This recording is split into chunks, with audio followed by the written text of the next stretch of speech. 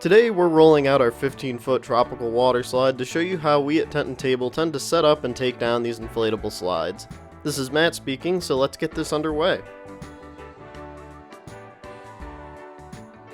You're going to start off by opening up your slide, wanting to make sure that it's completely unfolded and as open as possible. You'll also need to make sure that you go through and close up any of your zippers, as well as tying off the extra duct.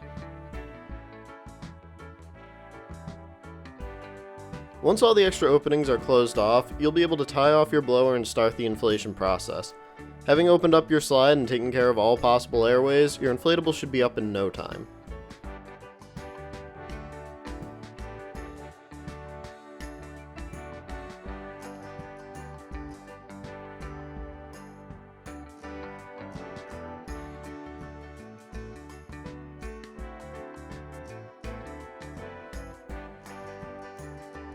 If you're interested in getting your hands on this particular slide, we'll have a link down in the description below.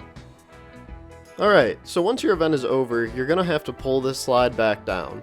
Luckily, this isn't too hard of a task, but I'd recommend having at least one other person helping you, as these inflatables can get rather heavy. Once the slide has been sufficiently deflated, you can begin to start folding it back up. Make sure you fold it into thirds, as you want to do your best to match the way you pulled it out of the box. While this won't be perfect, the closer you can get it to the way it was when you pulled it out, the better. You'll now be able to roll the inflatable back up like you see here in the video. This was a smaller one, so it went smoother than it would if there was a larger slide. If you do have trouble though, as you may with larger slides in the future, it always helps to have a third person walk backwards across the inflatable while the two people roll it. Just make sure the walker has their shoes off first. Once rolled up, you can tie the slide together to make sure that it stays firm. Now stand your inflatable up to make it easier to drop the bag over it.